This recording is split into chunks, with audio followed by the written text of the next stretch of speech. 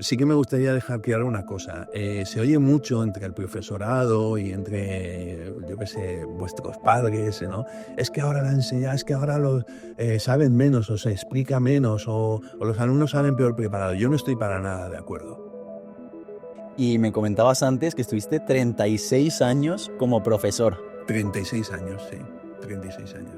Y durante todo este tiempo, ¿has notado algún cambio en los jóvenes? Sí, los alumnos yo veo que de alguna manera se han infantilizado.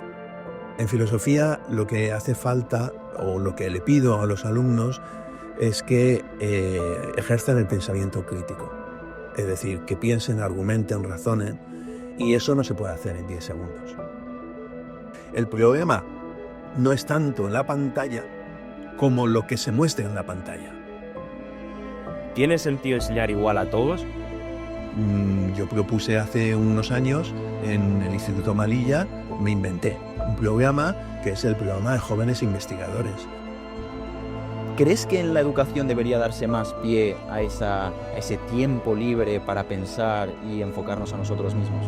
En mi época de estudiante no había esa obsesión, os lo puedo garantizar, porque entre otras cosas no había móviles, ni había ordenadores, y entonces, ¿qué hacías? Pues te ibas a la calle a jugar.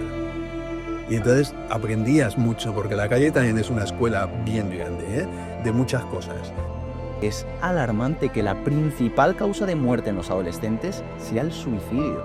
Y te quería preguntar, Eugenio, ya que has estado tantos años en la docencia y has estudiado filosofía, psicología, ¿a qué crees que se debe ese vacío existencial que tienen los jóvenes? Bienvenidos al primer episodio de Jóvenes Promesas. En el día de hoy traemos a una persona muy especial, a Eugenio Piñero Almendros. Es profesor jubilado de Psicología, Filosofía y Valores Éticos, entre otras asignaturas. Además, es vicecoordinador de Valencia Laica, autor de muchos artículos en diferentes periódicos y coordinador de un programa de altas capacidades durante 6 años. Y por encima de todo eso, Eugenio ha sido mi profesor y uno de los más buenos que he tenido. ¿Qué tal, Eugenio? ¿Cómo estás? Hola, buenos días. ¿Qué tal, Oreste? Bueno, en primer lugar, ¿qué tal, Andrei? ¿Cómo estás? También, bien, aquí estamos, preparados para la entrevista. En primer lugar, quería saber, Eugenio, si me ha faltado algo para la introducción, si no he dicho algo importante. Hombre, has dicho una cosa muy importante, que es uno de los mejores profesores que has tenido, cosa que está muy bien y que te agradezco. No lo sé si es de los mejores, pero bueno, lo he intentado, ser bueno. Y en primer lugar queríamos saber un poco, Eugenio, la historia, porque tú te jubilaste este año, el curso pasado, y queríamos saber un poco tu historia como docente. O sea, cómo empezaste y cuál fue el recorrido. Pues mira, así resumiendo, aprobé oposiciones a los 24 años, empecé a trabajar en un instituto de Valencia, 2 años esperando que me dieran el destino definitivo, me lo dieron en Alcira. En Alcira pasé 10 años yendo y viniendo desde Valencia y después pedí traslado, me lo dieron al Alfafar, una de las poblaciones que, por cierto, se ha visto muy afectada por la Dana. Estuve en el instituto que está al lado del barrio de Orba, uno de los más afectados, y lo he estado reconociendo en imágenes últimamente. Me da mucha pena porque ahí tuve muy buenos alumnos y pues sé que es un barrio muy humilde.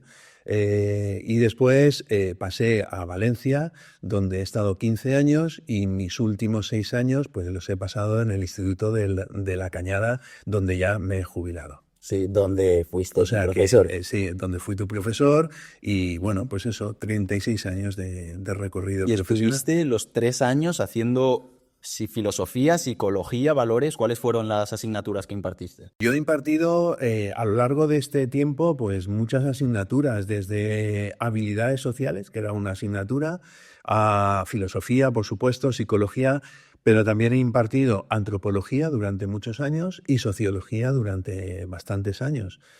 Porque son materias que se supone que los profesores de filosofía podemos dar porque durante nuestro proceso de formación en la carrera pues hemos estudiado. Yo he estudiado antropología, no digo que sea ni soy antropólogo, ni soy sociólogo, ni soy psicólogo, pero hemos dado mucha materia de psicología, de antropología y de sociología. ¿En institutos? En institutos, sí, como optativas, sí.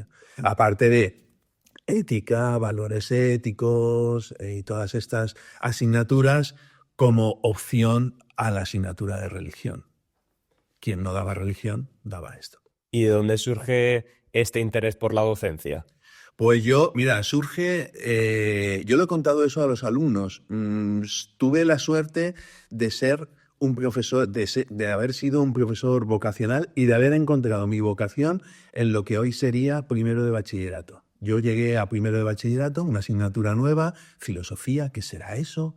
Y yo me inclinaba más por estudiar psicología, me gustaba el tema de la mente, el tema de las neuronas, eso que tanto Oreste te gustaba a ti en la clase de psicología.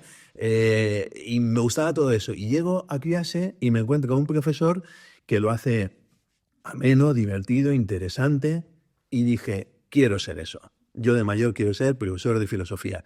Hice el equivalente a primero de bachillerato, segundo de bachillerato, y estudié la carrera de filosofía. O sea que vocacional desde el minuto 1, vamos. Qué bueno, qué bueno.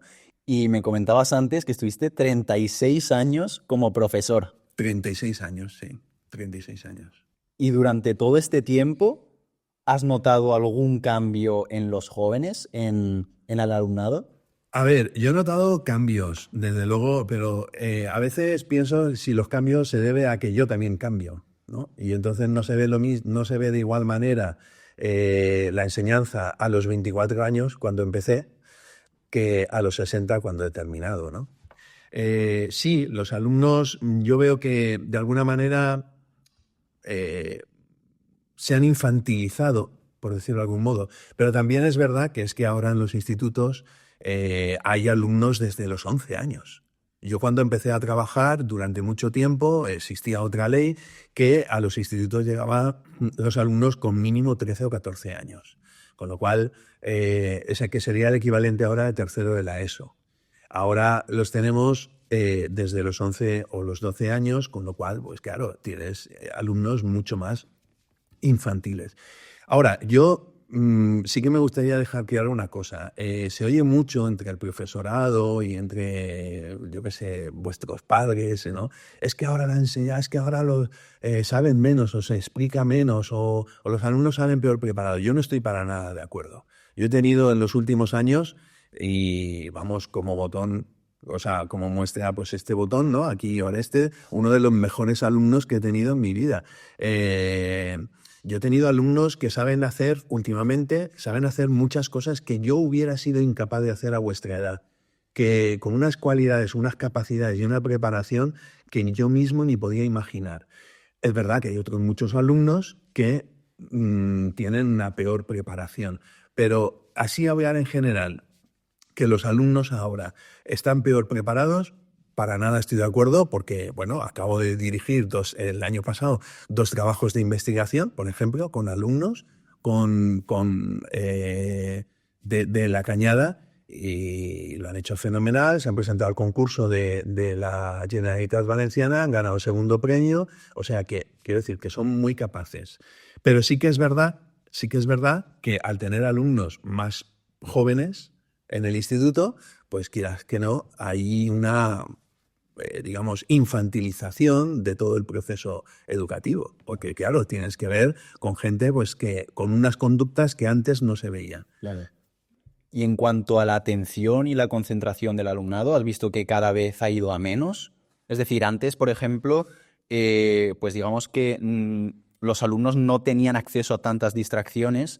Y hablando con mucha gente me he dado cuenta que todos coinciden en que la capacidad de retención y de atención ha ido disminuyendo a lo largo de los años. Yo, sí, a ver, sí, supongo que hace referencia pues, a la cantidad de horas que pasan los alumnos con las redes sociales, pero sobre todo también con el modelo de redes sociales, ¿no? ¿A qué se dedican los alumnos ahora? Pues se dedican a pasar con su dedito rápidamente los shorts estos de TikTok o de YouTube, con lo cual este tipo, la exposición de los jóvenes a este tipo de audiovisuales tan cortos, lo que está haciendo, lo que va a provocar es mucho déficit de atención. Cuando estos chavales, estos niños ya, porque lo he visto que lo hacen también niños, lleguen a adultos. Es decir, van a ser incapaces de fijar la atención más allá de 20 segundos. Yo eso sí que lo percibo. Todo ha cambiado, la sociedad cambia, el entorno cambia y por supuesto los alumnos también. Y la psicología de los alumnos también. Yo creo que hay que hacer más esfuerzo ahora en clase por captar la atención. Porque acostumbrados a estar 4 o 5 horas diarias con una sobreestimulación y además rápidamente, o sea, pasamos rápidamente de tema, y yo creo que eso en mi asignatura, filosofía, es un hándicap importante. Porque en filosofía lo que hace falta, o lo que le pido a los alumnos, es que ejerzan el pensamiento crítico. Es decir, que piensen, argumenten, razonen, y eso no se puede hacer en 10 segundos. Entonces, si tú te acostumbras a discursos de 10 segundos, es decir, a imágenes, a relatos, a microrelatos, que también ha triunfado mucho el microrelato, ahora ya es, digamos, la modalidad de concursos en escritura, microrelatos. En 10 líneas hay que escribir una historia. Es que, claro, luego, si te acostumbras a eso, luego no eres capaz de leer una novela entera. Claro. Si te acostumbras a un relato de 10, 20 segundos en audiovisual, además con mucho estímulo visual, movimiento, pues luego el hecho de pensar sin más, pues resulta aburrido y hay un déficit de atención. Por eso me llamaba la atención que dijeras que estos últimos años has conocido a los mejores alumnos y que las capacidades como que han ido aumentando, ¿no? Porque nosotros hemos hecho nuestra investigación y hemos visto, por ejemplo, que en los resultados PISA de los estudiantes, en 2023 los estudiantes españoles han tenido los peores resultados de la historia, desde que hay datos. Y además también hay otros estudios que dicen que somos la primera generación con un cociente intelectual más bajo que nuestros padres. Entonces me chocaba un poco. Yo pensaba que ibas a tirar más como que los alumnos iban disminuyendo en cuanto a rendimiento académico, en cuanto a capacidades. Entonces me ha llamado bastante la atención que has dicho que nada, que es al revés. Pero me refería más a la media, al alumnado general. ¿Has visto cómo han ido disminuyendo sus capacidades o...? A ver, eso de las capacidades, medir el cociente intelectual de una generación, habrá gente quien se atreva a hacer ese tipo de estudios, pero rigor científico, sinceramente, creo que no tendrá. O sea, no se puede medir ese cociente intelectual de una generación y compararlo con la anterior, porque, entre otras cosas, la anterior posiblemente tampoco se le ha medido ese cociente intelectual. Eso es muy complicado, además de que el cociente intelectual, bueno, es un constructo que en psicología ya lo vimos y que cambia y es muy discutido. Pero en cualquier caso, es verdad, a ver, yo cuando estoy hablando de los mejores alumnos, te estoy hablando de bachillerato. Que el bachillerato es una formación post-obligatoria. Actualmente es obligatoria hasta los 16 años, cuarto de la ESO. Ahí sí que es verdad que hay mucho alumno perdido. Mucho alumno que está, bueno, pues que no sabe muy bien por qué está enjugasado, está pensando en otras cosas. A mí me ha costado mucho la asignatura de ética o de valores, que es lo que se da hasta cuarto de la ESO, que los alumnos les interese todo esto, porque todo esto que yo les explicaba, pues yo me he dado cuenta que a veces no conectaba con ellos y tenía que hacer yo un esfuerzo por ir a su terreno de juego y hablar de TikTok y hablar de... Ahí sí que he notado quizá que hay pues, si quieres, un alumno, no sé, más infantil, yo diría. Pero yo he tenido alumnos en bachillerato que han sido buenísimos estos últimos años. Buenísimos. O sea, ya digo, como muestras, pues un botón que tengo delante, ¿no? Con premio y reconocimiento, pero muchos otros que he tenido y que me han sorprendido, con unas capacidades diferentes también. Ojo, habéis hecho, por ejemplo, en los últimos años yo he visto una capacidad para hacer una exposición y hablar en público que yo no había visto antes. Quizá porque ahora estáis más habituados a este entorno de los medios, ¿no? De ordenador, de Drive, de todo esto que antes digamos, no estaban habituados y ahora sí. Entonces tenéis una capacidad de exposición y una capacidad de ordenar ideas que a mí me ha asombrado a veces. Por eso digo que no es posible generalizar todo el alumno. ¿Puede ser esto algo generacional? Es decir, que haya cambiado porque efectivamente ha cambiado las tecnologías, o puede también estar relacionado con los profesores, que sean casos concretos por algunos profesores. Esto que se suele decir mucho, que si tú encuentras un profesor que te llame mucho la atención, como a ti, por ejemplo, te llamó ese profesor de primero bachillerato, pues que entonces cambias el chip. ¿O es algo más general, simplemente Hombre, yo creo que eso tecnologías? influye mucho, el que tengas un profesor que te haga atractiva la materia. Yo también lo he contado otras veces. Las matemáticas a mí ni fu ni fa, pero llegué también a primero de bachillerato y tuve un profesor de matemáticas que me presentó los logaritmos neperianos como una cosa que me encantó, la trigonometría, una cosa que me deslumbró. Y bueno, pues yo saqué un 10 en esa asignatura. El año siguiente tuve matemáticas con otro profesor que ya no fue lo mismo y mi rendimiento bajó muchísimo. Es decir, la capacidad del profesor de entusiasmar, de seducir, ¿no? Porque al final también te seduce al conocimiento, pues eso influye mucho.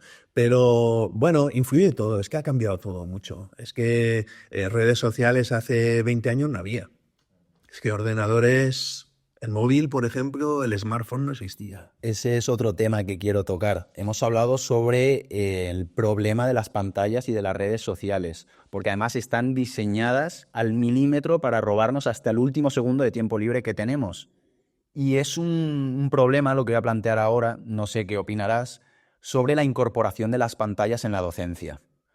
Porque lo hemos visto, que están ahí para robarnos nuestro tiempo, nuestra atención. ¿Hasta qué punto es rentable utilizar estos dispositivos, como dices, en alumnos de 11 años? Porque hay una parte del cerebro, que es la corteza prefrontal, lo sabrás lo que es la que te permite razonar, la que te permite evaluar los riesgos, y en los niños no está formada, no tienen esa madurez para evitar utilizar las pantallas. Y digamos que está siendo un pilar fundamental en la docencia de hoy en día. No sé qué opinas al respecto. Pues sí, y cuando surgieron las pantallas hubo toda una corriente de profesorado que decía hay que incorporar las pantallas y hay que dejar el libro físico de papel y hay que coger el libro electrónico y hay que, en vez de escribir en un cuaderno, pues escribir en la pantalla, etcétera.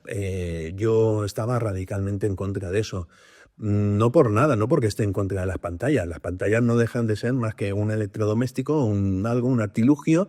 Lo importante es el uso que le des. Y ese uso, si es intensivo, pues estás dejando de lado otros elementos, como es pues eso, la capacidad de enfrentarse a la escritura, de organizar las ideas, de copiar, de escribir, que en una pantalla pues normalmente no se hace. Se hace, yo creo que un uso a veces abusivo. También, por ejemplo, los profesores ponemos mucho películas, los alumnos piden películas, ¿no? Que es otra pantalla. Venga, vamos a poner una película, como si con eso pues ya no sé, llegara más un mensaje y muchas veces me he encontrado que he puesto una película, digo, bueno, vale, vamos a poner una película, pero vamos a poner la película que yo diga, porque debe ser una película que sirva para poder analizar algo. Y entonces ya no le gusta, se aburren, incluso dejan de mirar la película. O sea, el problema no es tanto en la pantalla como lo que se muestra en la pantalla. Entonces, si los chavales están acostumbrados a discursitos, a relatos de 10, 20 segundos, una película dura 1 hora y media. Y además algo facilón que se ve y ajá, me río y te entretiene, pues cuando tú le pones una película en la que a lo mejor hay que seguir la trama, hay que pensar, etcétera, pues entonces ya no tienes el efecto. El problema, insisto, no son tanto las pantallas como el uso que se hace de ellas. Claro. Porque además hemos estado investigando y hace poco me leí un libro de una psiquiatra muy buena, Marian Rojas, no sé si la conoces, y explicaba eso, que justamente hay muchos estudios que demuestran que el poder leer a través del papel mejora la comprensión lectora, aumenta la capacidad de retención cuando escribes a mano en un papel, y es que además algo que nos ha llamado mucho la atención, tanto a Andrei como a mí, es el problema que hay en Silicon Valley, porque en Silicon Valley digamos que es el culmen del apogeo de la tecnología, pero tanto los CEOs como los ingenieros como los programadores llevan a sus hijos a institutos donde no hay pantallas. Y es que no solo eso, sino que las canguros, las cuidadoras, tienen firmado por contrato que no pueden utilizar tecnologías con sus hijos. Entonces, si los creadores de estas herramientas no quieren que sus hijos utilicen esto, algo nos estamos perdiendo. Además, dejaban una reflexión muy buena, que era la siguiente, que dejar las aulas en manos de las tecnologías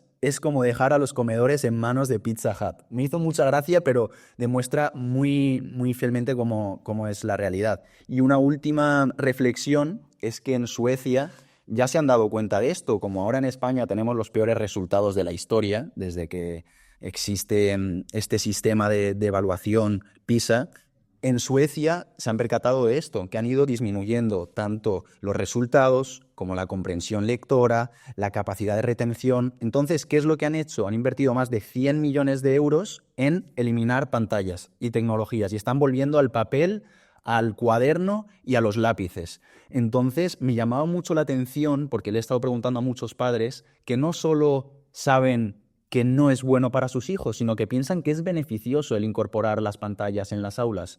Y no sé qué deberíamos hacer al respecto. ¿Tú piensas que deberíamos erradicar las pantallas en las aulas, al menos en los más jóvenes? Obviamente hay asignaturas como informática en las que son necesarias, pero luego, por ejemplo, me llamaba la atención, o incluso ahora en la universidad, que todo gira en torno a la pantalla. Es decir, en aules o en el aula virtual nos suben el temario, tenemos que añadir las entregas, nos dicen lo que tenemos que hacer. Y eso, digamos que nos dejan la puerta abierta para utilizar las redes sociales o las pantallas de manera impulsiva, porque vuelvo a repetir, nuestra corteza prefrontal no está formada a los 11 años. Entonces, no sé qué crees que deberíamos hacer. Pero yo creo, Oreste, que lo estás diciendo tú. Vamos a ver. Esto es imparable. Quien diga que hay que guardar los ordenadores, las tablets, los móviles, etcétera, y hay que volver a la época pre-informática, internet, no sabe ni lo que está diciendo. Eso no se puede hacer. Nuestra vida empeoraría muchísimo. No.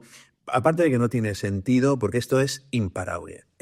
Lo que hay que hacer, yo siempre lo he dicho, mira, en los institutos se planteaba que había que prohibir el uso del móvil. Y yo siempre he dicho, yo no soy partidario de prohibir el uso del móvil. Lo que sí que soy partidario es de regularlo y enseñarlo y educarlo.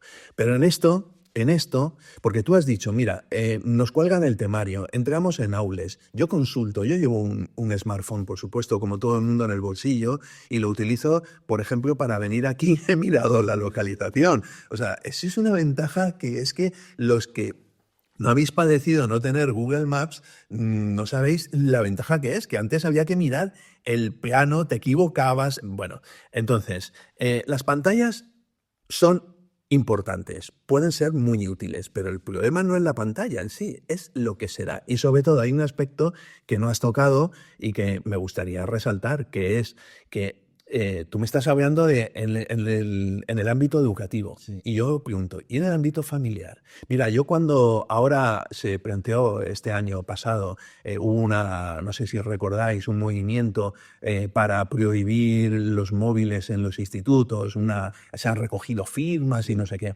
En la Comunidad Valenciana está prohibido, ya de entrada estaba prohibido, pero bueno, y de hecho en el instituto, pues a quien se le veía el móvil se le requisaba y tal. Yo a veces, depende de qué cosa, pues hacía un poco la vista gorda, pero yo incluso les he dicho sacar los móviles, que vamos a hacer un Kahoot, por ejemplo, con lo cual Eso doy fe. Eso es un uso de las pantallas, ¿vale? Pero cuando empezaban, es que claro, en los centros escolares hay que prohibir el uso del móvil. Yo escribí un artículo precisamente diciendo, bueno, estos padres que dicen que hay que prohibir el uso del móvil en los institutos o en los colegios, son los mismos que le han metido o le consienten que lleven su hijo o su hija un móvil en el bolsillo. Es que no lo saben, que se lo quiten, que le regulen las horas de uso, que miren a ver lo que están haciendo, que cuando estén molestando a los niños no les den el móvil para que dejen de molestar.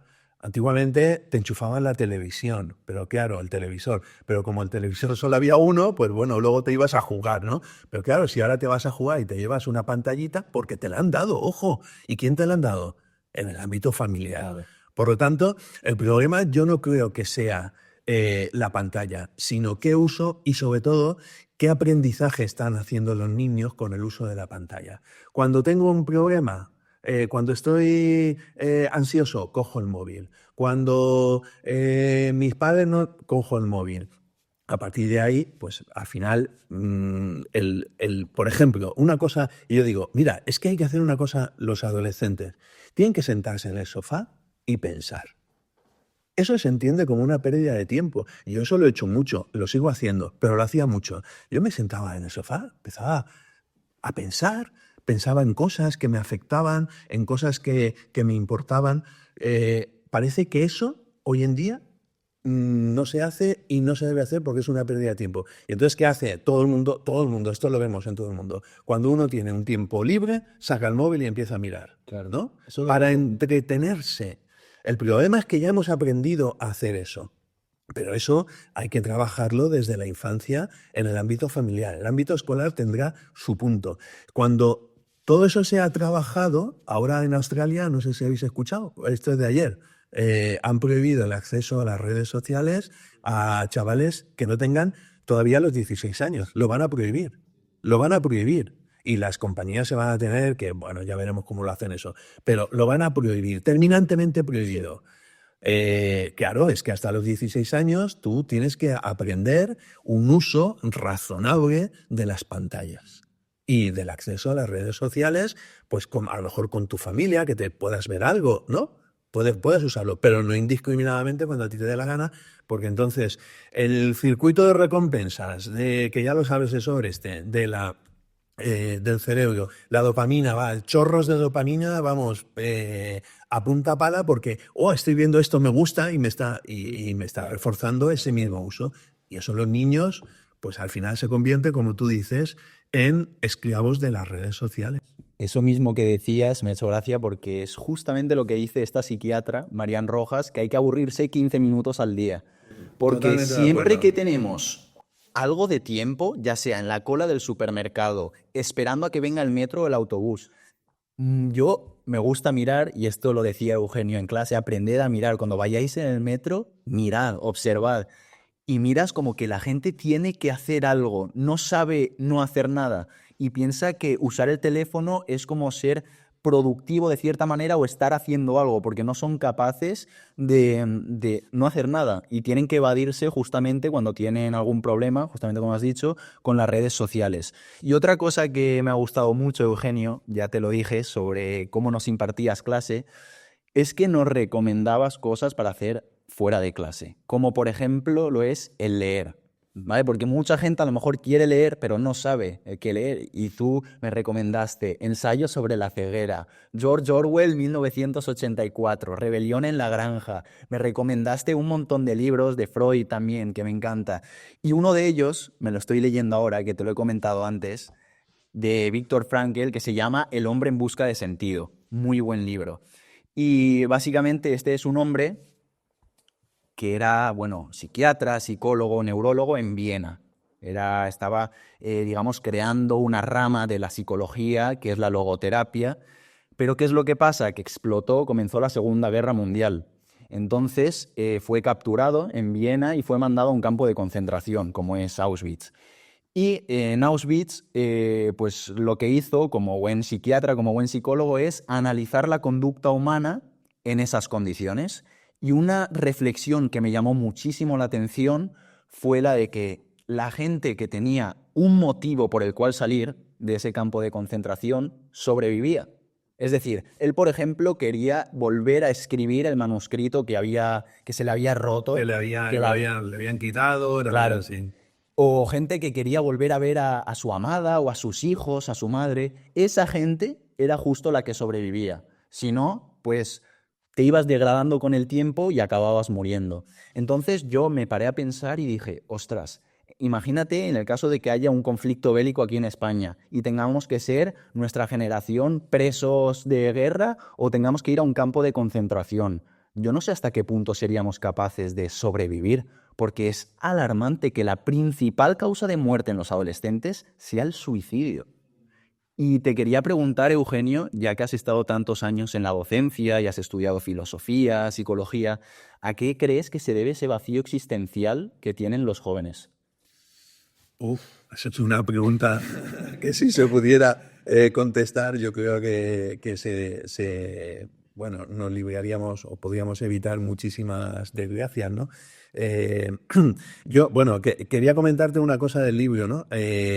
Víctor Frank decía, del campo de concentración no sobrevivimos los mejores, ni los más valientes, ni los más empáticos, ni los más solidarios. Todos esos murieron precisamente por su solidaridad, por su valentía, etcétera, ¿no? Como diciendo, bueno, a veces también es un poco, yo qué sé, esto cuestión de azar, ¿no? Sí, sí, sí. Y eso, por ejemplo, a los pacientes, cuando llegaban y decían, ¿por qué me ha ocurrido esto a mí? ¿No? Y le dice, ¿y por qué no? O sea, ¿por qué no te iba a ocurrir a ti? ¿Has tenido un accidente? ¿Cómo me ha pasado esto? ¿Y por qué no? Si es que en la vida nos puede, yo qué sé, esperar en la siguiente esquina con una sorpresa que ni imaginamos, ¿no? Es un libro muy bueno, yo lo he recomendado muchos años, y lo he regalado mucho, porque trata una cosa fundamental y ya te contesto, ¿no? Que es el sentido de la vida, tener objetivos. Bueno, todo el mundo lo puede vivir en sus carnes. Si a ti te dijeran que toda tu vida a partir de ahora va a ser tal cual la tienes en este momento, sin ningún objetivo, sin ninguna perspectiva de cambio, de mejora, sin ninguna ilusión de conseguir algo que no tienes ahora, de ser algo que no eres ahora, pues dirías, pues me suicido, o sea, es que no tengo futuro. Literalmente es, no tengo futuro. Entonces, bueno, pues cuando los alumnos, por ejemplo, yo veo que en primero de bachillerato, en segundo de bachillerato, dicen, es que no sé qué quiero estudiar, en el fondo están pensando, es que no sé lo que quiero ser de mayor. Es decir, no sé lo que quiero que sea mi objetivo para que mi vida tenga sentido.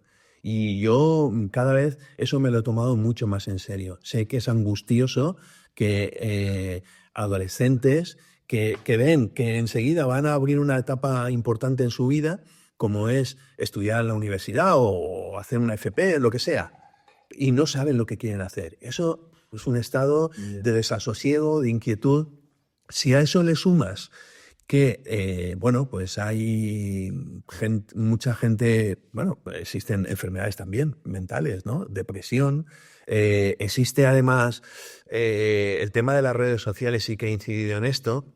Hay una herramienta, digamos, o una estrategia que combate la depresión y combate la soledad, que es la amistad, el relacionarse, el hablar, el sentirse querido, el expresar el afecto, y todo eso, pues en las redes sociales, pues no se muestra precisamente, sino que al contrario, ¿no? O sea, puedes encontrar mucha hostilidad, puedes encontrar muchos odiadores, puedes encontrar... Y bueno, yo creo que todo eso puede hacer que efectivamente haya muchos adolescentes que vean como única salida a su problema, a su vacío existencial, el suicidio, lamentablemente. Yo el año pasado estuve en un congreso de educación en Suiza y uno de los objetivos que teníamos era intentar reformar un poco la educación. Uno de los principales conflictos que tuvimos, porque había gente de todos los países, había gente de Suiza, de Francia, de Alemania, de España, y uno de los principales problemas que veíamos es que uno cuando estaba en el colegio era muchas veces un poco incapaz de encontrar ese sentido. Y estuvimos reflexionando si es que era acaso tarea de la escuela el ayudarte a eso, a intentar encontrar un objetivo, un fin, una especie de trabajo. ¿Tú crees que es esto algo que debería enfatizarse mucho más en la educación, ayudarnos a encontrar tu propio camino? ¿Es algo que es más bien reflexión de cada uno? ¿Es tarea de los padres? No, por supuesto, la escuela tiene que hacer eso. O sea, tiene que dedicarle tiempo. Esa ha sido una de mis quejas. Bueno, sabéis que en un instituto hay un departamento de orientación. pero ese departamento de orientación, entre otras cosas, está saturadísimo porque hay una persona para 600, 700 u 800 alumnos y entonces casos individuales no puede tratar porque entonces no acabaría nunca. Y se limita pues a ir a un grupo y decirles cosas pues muy genéricas sobre educación. Pero yo creo que a veces hay que ir un poco más allá. O sea, no solamente es qué quiero ser de mayor, sino cómo me veo yo. O sea, no solo qué quiero estudiar, sino cómo me veo yo. ¿Qué es lo que yo puedo desarrollar de mí mismo? ¿Cuáles son mis virtudes? ¿Cuáles son mis potencialidades? ¿Y cuáles son, ojo, mis limitaciones? Porque no hay nada peor que alguien quiera estudiar algo o quiera hacer algo que está limitado para ello. O sea, si alguien no tiene oído, pues ser cantante lo va a tener mal, ¿no? Entonces, yo creo que sí, un centro tiene que fomentar eso. Y tiene que fomentar lo que se llama pues, la educación emocional. No solamente es la académica, la curricular, sino que tiene que trabajar también con las emociones. Tendría que haber unas tutorías más personalizadas. Yo lo he hecho muchos años. O sea, a mí me ha venido, yo qué sé, en vuestro curso y anterior, cuando un alumno yo detectaba que estaba un poco, no sé, perdido, pero no académicamente, sino que de pronto pues hace un comentario que a mí me extraña, ¿no? Y entonces le digo, oye, me gustaría hablar contigo, ¿qué te pasa? ¿Te pasa algo? Y bueno, pues tratando de no inmiscuirte demasiado y que esa persona pues pueda hablar, pues bueno, si le puedes ayudar, le ayudas. Claro, y justamente quería tocar este tema porque hace poco comí con un amigo mío que ha tenido una infancia muy dura y ha tenido luego muchos problemas. Y él me comentaba que había profesores que le ayudaban, como pues en este caso tú, pero lo que notaba que faltaba, porque él ahora se está recuperando de todo lo que ha sufrido, lo que nota que falta es ayuda profesional. Porque sí, puede que haya mucha voluntad de parte del profesorado de ayudar, pero realmente lo que necesita es un cambio en su vida y eso lo tiene que llevar a cabo un profesional. Y había a lo mejor un profesional en todo el instituto que es lo que dices, no puede de forma individual tratar a todos los alumnos. Entonces, yo estuve pensándolo mucho y pensé, ¿cómo se podría hacer para que el sistema educativo, y más ahora que las enfermedades mentales en los jóvenes, o sea, son increíbles, hay muchísimas, ¿cómo se podría tratar esto de un punto de vista más individual y personalizado?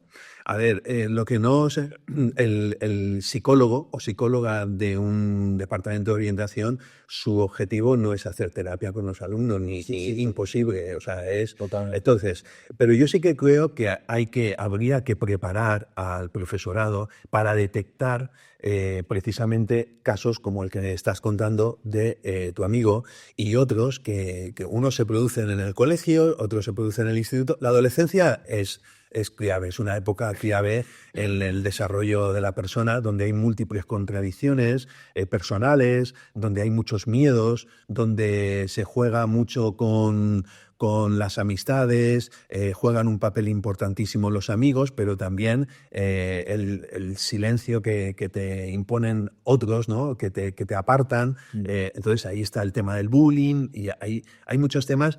Yo creo que habría que preparar al profesorado para estar alerta a este tipo de problemas, pero no suplantar a un psicólogo. Yo, en los casos que he encontrado, cuando he visto que era un problema realmente que hay que trabajarlo, yo no lo puedo hacer, porque eso requiere un tiempo, requiere unos conocimientos, requiere una terapia. Si es una terapia, oye, ve a un psicólogo. He hablado con padres, he dicho, pues a lo mejor necesitaría ayuda.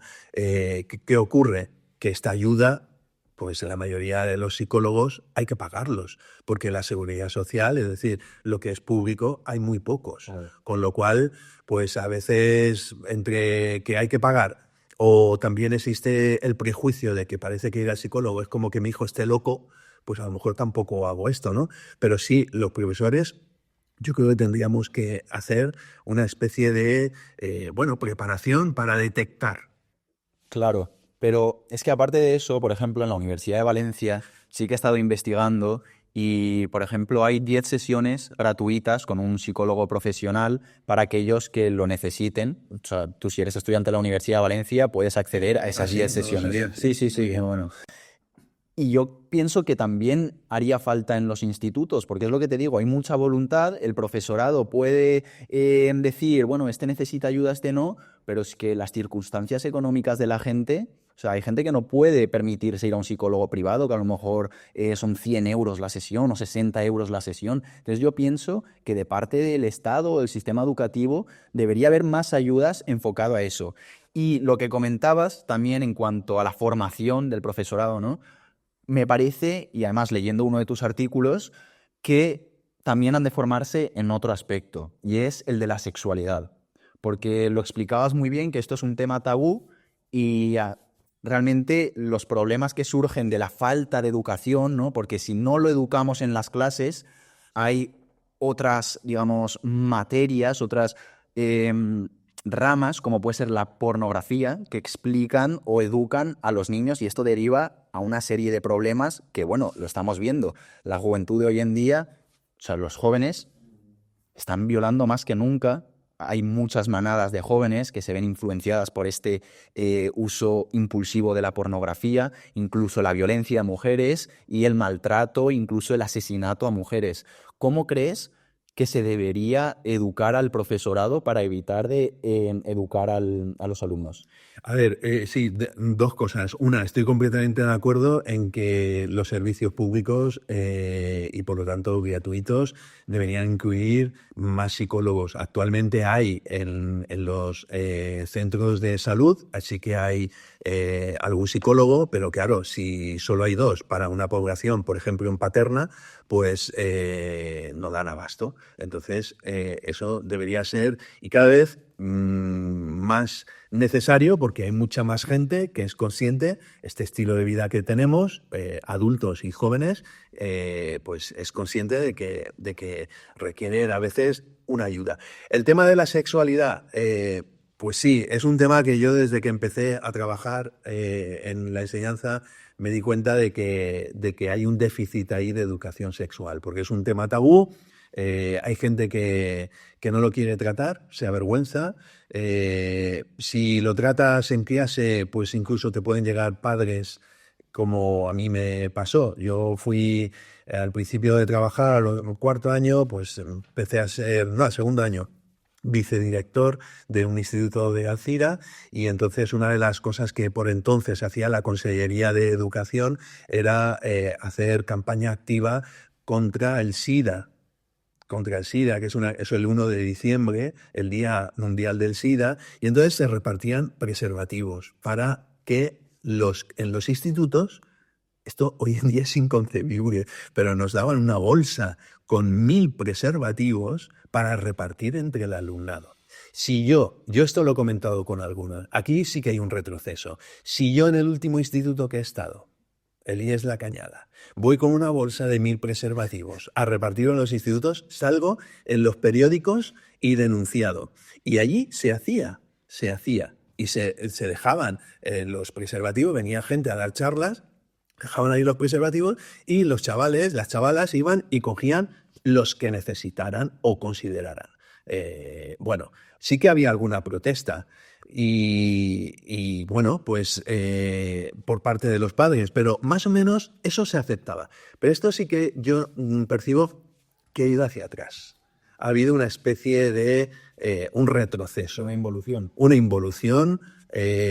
Cada vez cuesta más hablar de sexo. Yo hablo en clase, he hablado en clase porque considero que es importante, además, hay terminología científica, por supuesto, y se puede hablar de una manera neutral. Y he fomentado siempre que hubiera cualquier tipo de charlas. Pero claro, las charlas que ahora se dan pues son de identidad de género, para prevenir la concepción no deseada, etcétera. Pero es que hay que hablar de sexualidad, de comportamiento, de cariño, de amor. Como tú dices, si un chaval accede a los 12 años a la pornografía, no sabe que eso no es real. Como un chaval de 12 años ve una película de miedo, de zombies y no es capaz de darse cuenta de que los zombies no existen y va a estar atemorizado por los zombies. Sí, sí. Luego se va a generar su propia realidad y va a pensar que la pornografía, que no está hecha para educar, no está hecha para enseñar, tiene otros objetivos, pues va a creer que ese es el modelo a seguir. Y eso es lo que hay que combatir. Los dos trabajos últimos que he dicho antes de investigación, uno era sobre sexualidad. Curiosamente, bueno, el de sexualidad era un cuestionario y preguntaba a los alumnos si hablaban con los padres sobre sexualidad. La inmensa mayoría de los alumnos dijeron que no. Preguntamos lo mismo a los padres y ellos decían que sí que hablaban de sexo con los hijos. Entonces, aquí ocurre algo.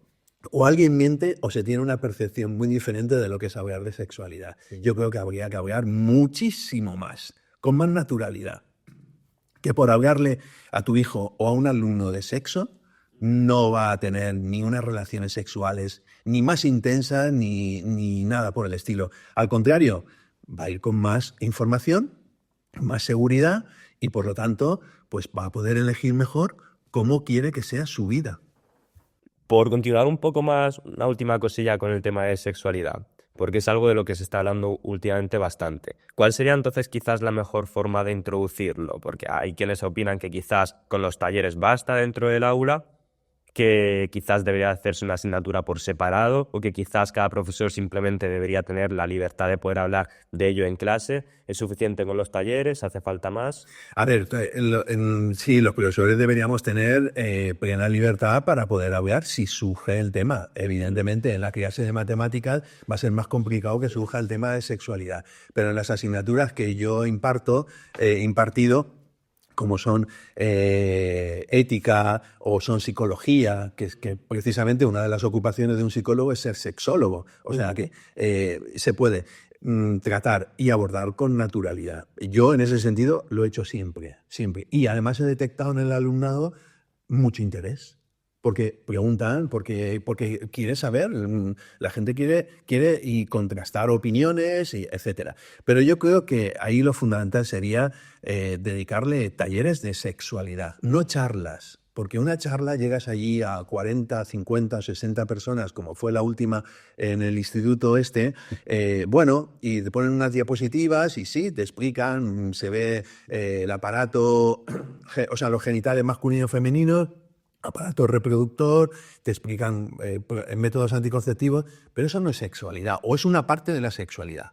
Yo creo que de lo que estábamos hablando antes, la pornografía no dice nada del aparato reproductor, habla de conducta, de modelos de conducta, habla de sentimiento o de falta de sentimiento en este caso, habla de respeto, o falta de respeto en este caso. Entonces, yo creo que todo eso se debe tratar. Es un aspecto muy importante de la sexualidad, quizás el más importante. Porque tú puedes tener una relación sexual con una persona sin ningún tipo de cariño, ni sentimiento, ni nada. Pero eso deja vacío.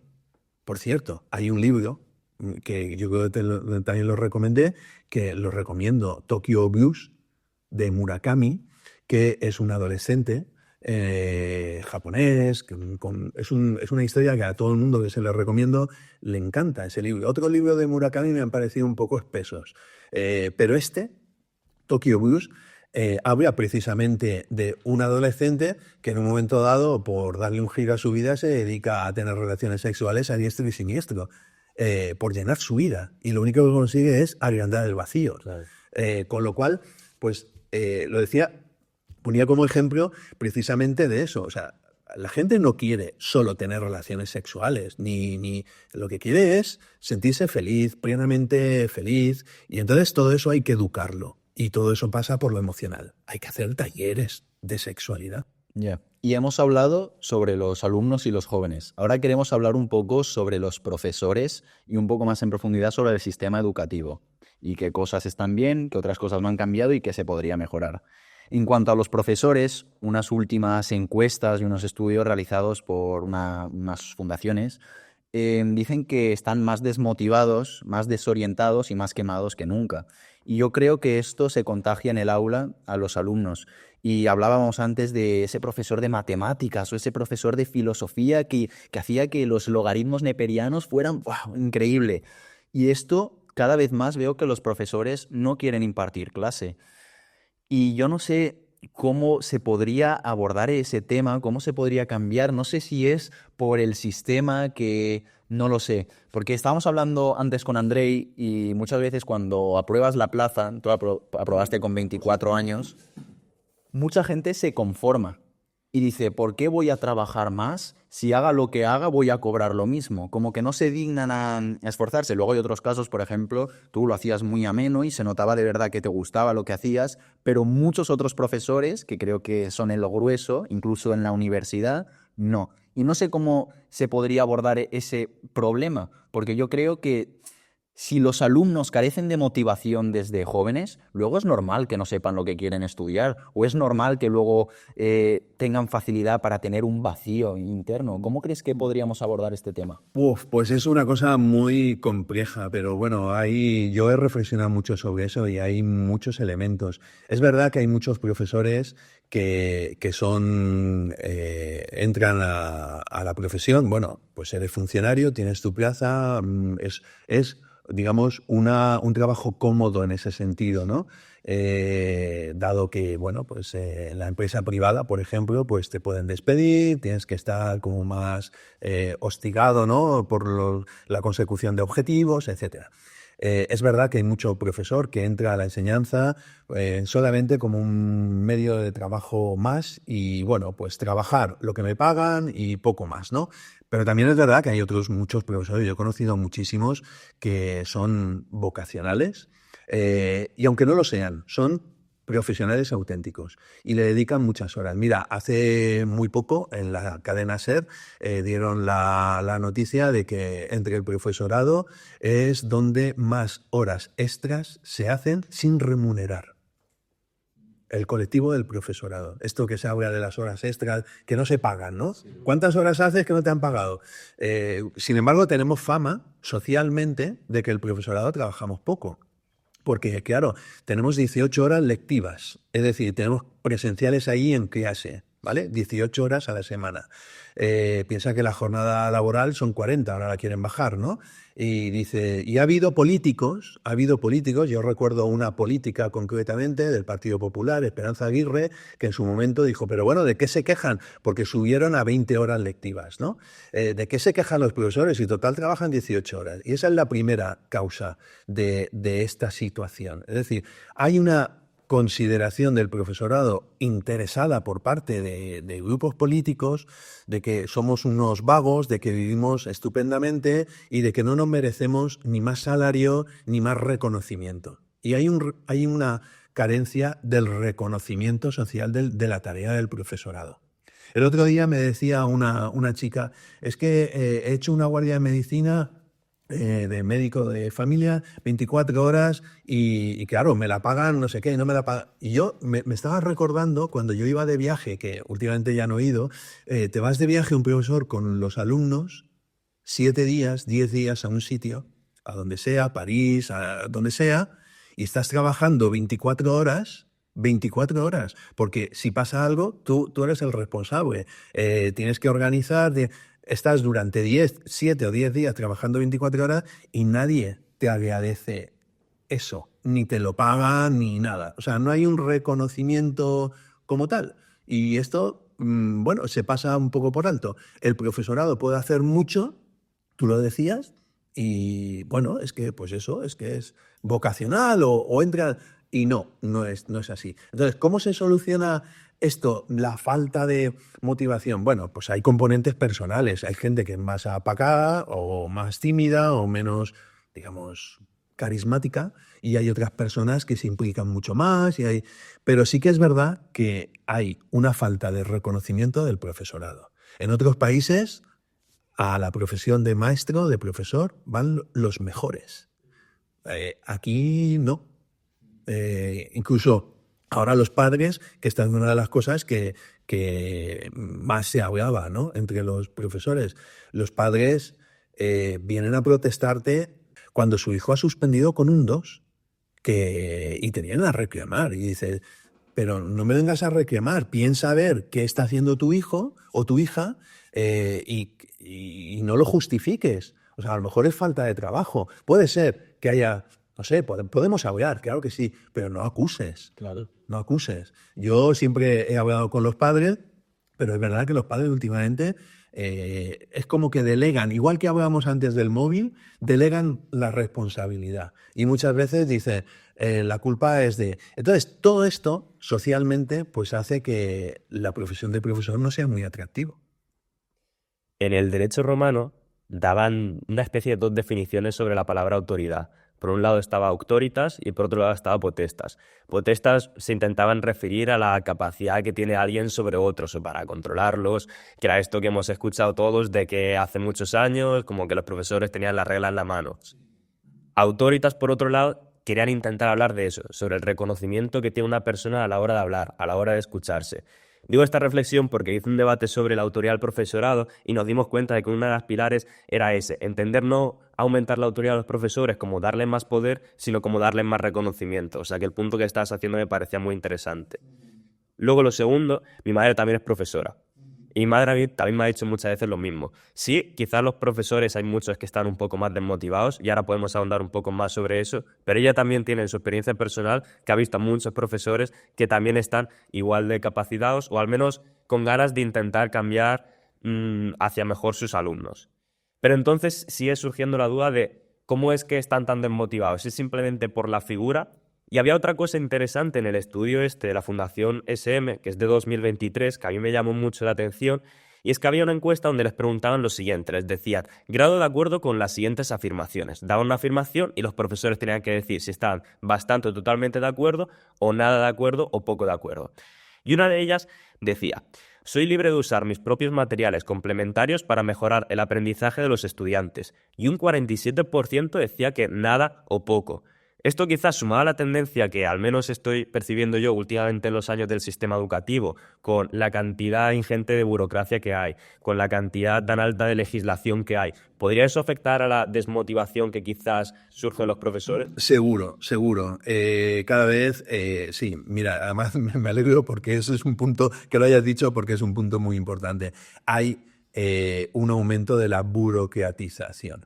Cada vez hay que hacer más papeleo que luego no lee nadie, hay que hacer memoria, hay que hacer unas programaciones con unos cambios legislativos que ha habido recientemente, ahora tenemos la LOMLOE, no sabemos si dentro de unos años habrá otro cambio legislativo, que cada vez que cambia la ley nos cambia nuestro papeleo, por decirlo de algún modo, aparte también el currículum, y eso es una cosa de la que nos quejamos todos.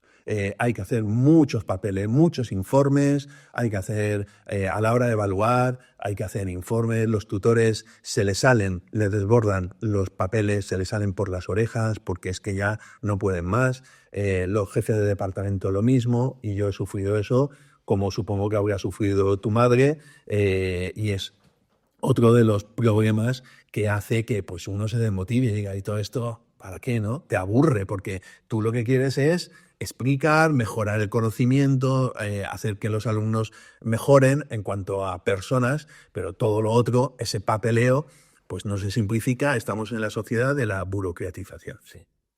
Vale, eso en cuanto a burocratización.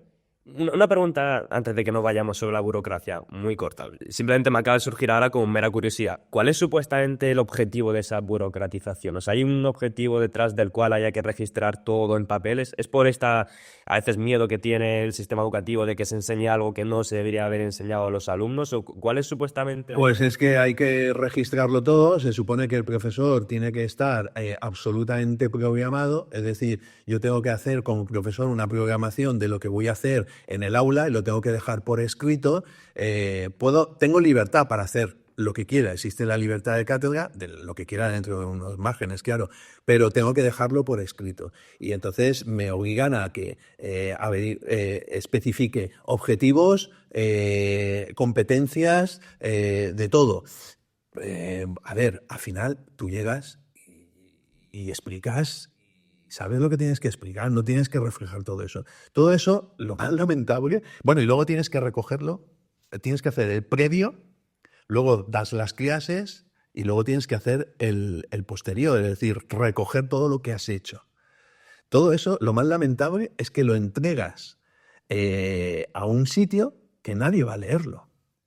Jamás. O sea, así, un inspector que lleve 80 institutos no se va a leer las programaciones de los 50, 60 o 70 profesores de cada uno de los institutos. Pues no haría otra cosa, ¿no?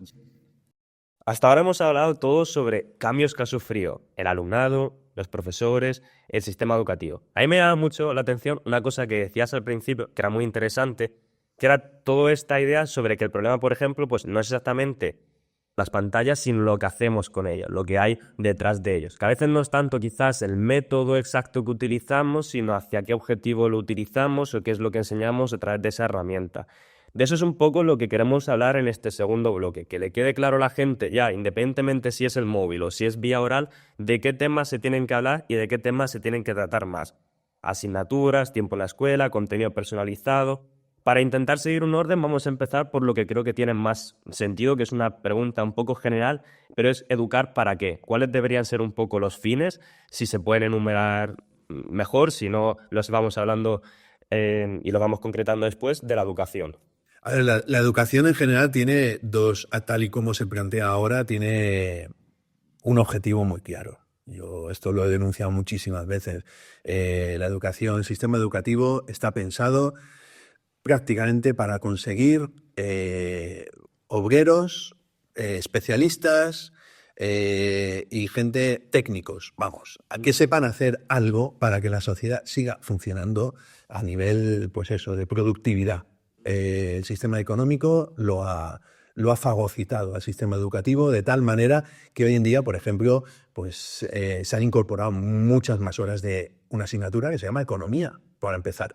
Y se han reducido otras asignaturas que, digamos, atendían a otros aspectos más, menos técnicos, menos profesionalizados. O sea, ahora la educación lo que quiere es fabricar profesionales. Esto para mí es un problema, porque al mismo tiempo también el sistema educativo pretende que esos alumnos pues sean también buenas personas y se les desarrolle como personas.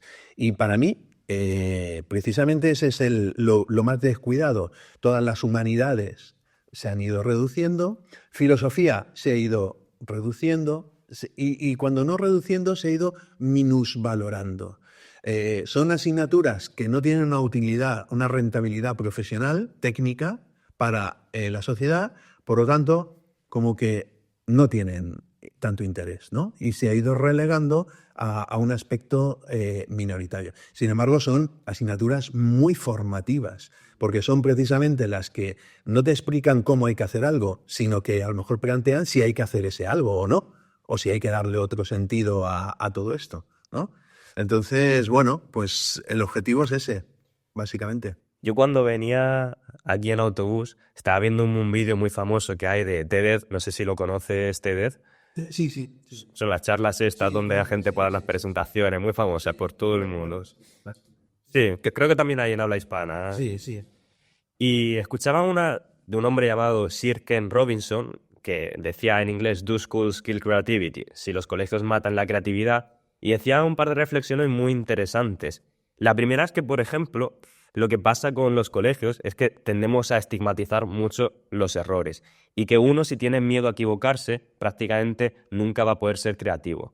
Lo segundo que decía es que casi en todos los sistemas educativos que él había visto hasta el momento, en todos los países, había una especie de jerarquía de asignaturas, donde normalmente la asignatura más importante eran las matemáticas y donde las menos importantes eran las humanidades.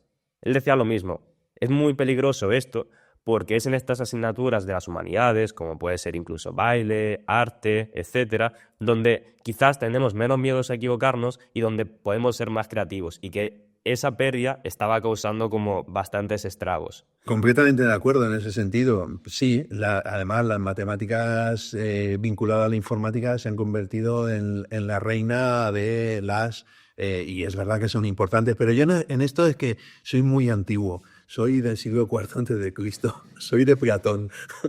Platón decía que, bueno, en todo lo que tiene que aprender alguien para al final de su vida, pues ser una persona prudente, sabia, lo que tenía que aprender, educación física al principio, cuando eres joven, luego matemáticas como introducción, porque ayuda a calentar, digamos, ¿no? El cerebro, a pensar, pero desde luego no debería ser el último escalón. El último es la filosofía.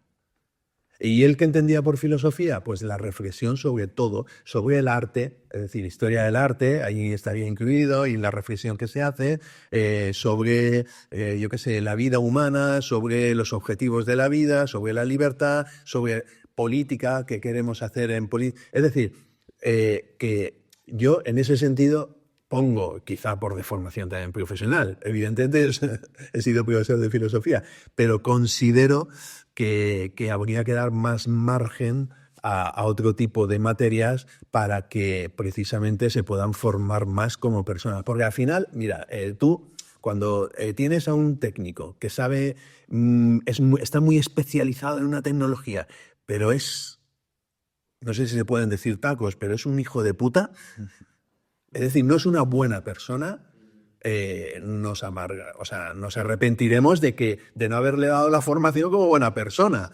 Es que lo más importante es ser, pues eso, una persona razonable, prudente, tolerante, respetuosa, etcétera. Todo eso con otro tipo de asignaturas. Podemos profundizar en eso si quieres.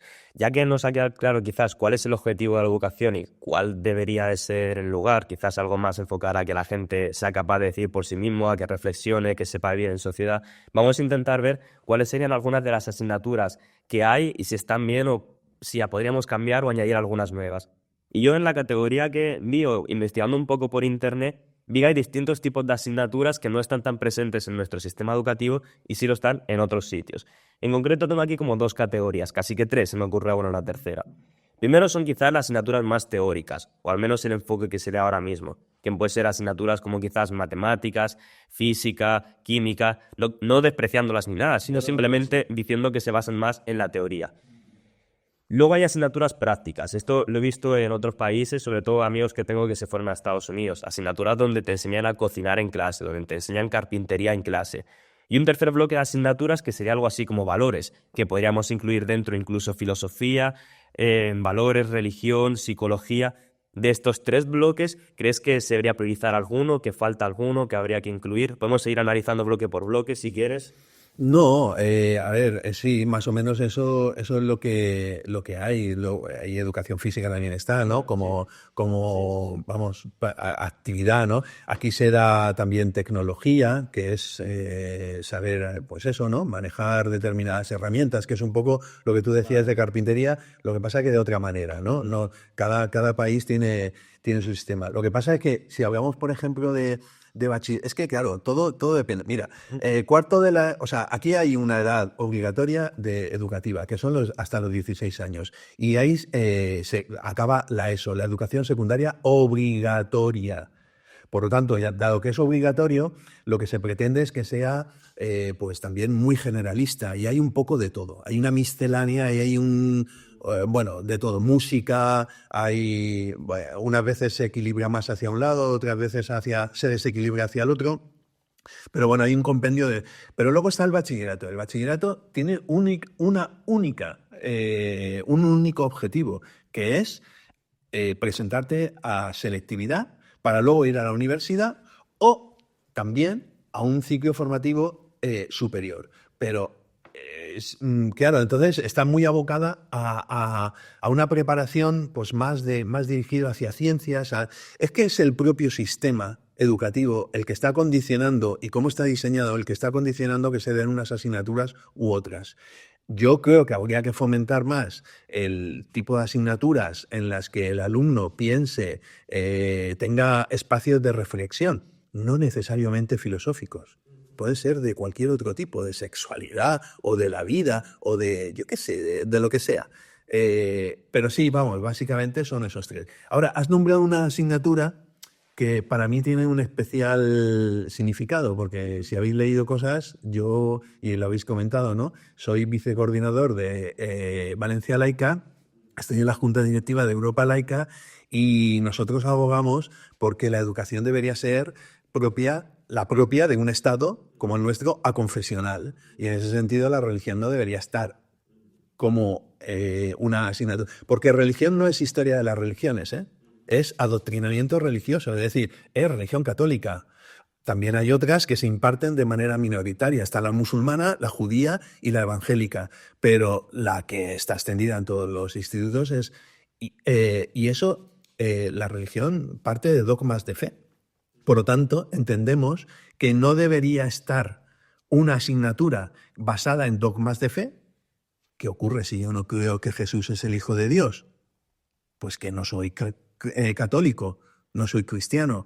Por lo tanto, todo aquello que esté basado en dogmas de fe debería estar fuera de la escuela. La escuela, el colegio, la enseñanza debería ser científica, debería promover pues, este tipo de de conocimientos que tengan evidencias, que se puedan razonar, pero no que se pueda creer, cada uno con su fe. Por eso, lo has nombrado, ¿no? Pero vamos, que... Pero bueno, estas asignaturas son optativas, ¿no? Realmente. Religión sí es optativa, es decir, la puedes elegir o no, pero la pregunta es ¿por qué es necesario ofrecer en el colegio esa opción? Quien quiera enseñanza religiosa, pues están las iglesias, están las catequesis fuera, no tiene por qué haber una catequesis dentro del instituto ni del colegio. Es que piensa que hay religión desde infantil. O sea, es que hasta el bachillerato, ¿no? Puedes elegirlo. Además de que si quien no da religión tiene que hacer otra cosa. Y ahora se da la paradoja, desde hace 2 años ya, que lo que tienes que hacer es nada.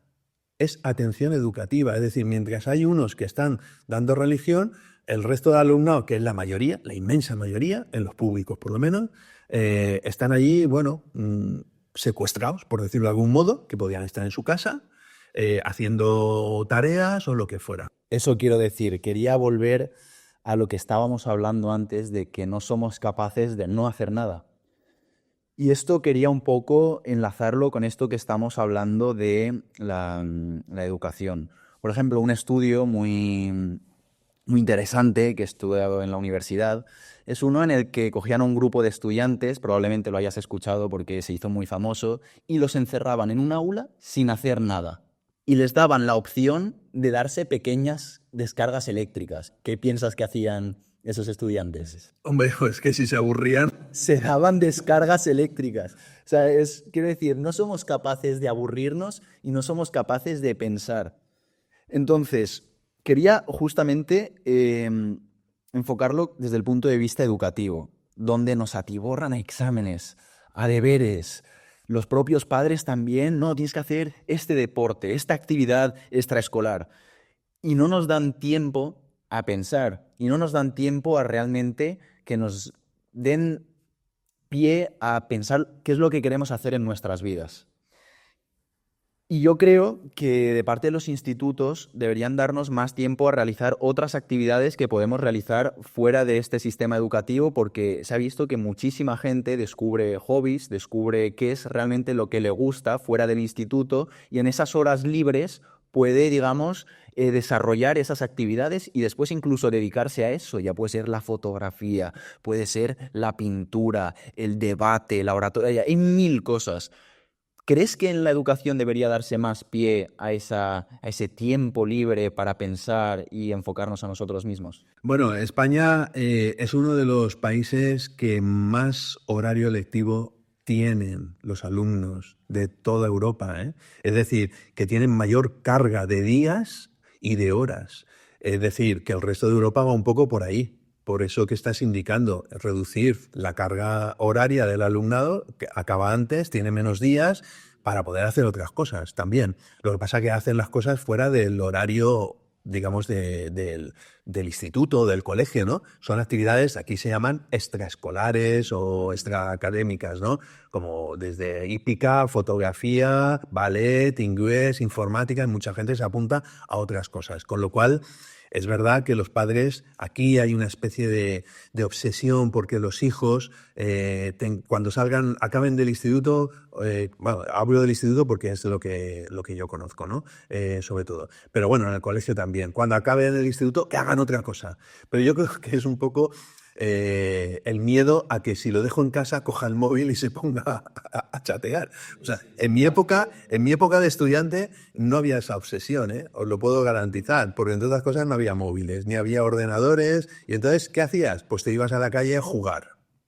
Y entonces aprendías mucho, porque la calle también es una escuela bien grande, ¿eh? De muchas cosas. Y entonces, actualmente hay una obsesión por hacer actividades. Yo, cuando veo que unos padres cogen a un chaval, sale del colegio, lo llevan a inglés, de inglés lo llevan a ballet, de ballet lo llevan a balonmano y de balonmano lo llevan a música, digo, pero bueno, ese hijo no va a vivir, te va a odiar toda su vida.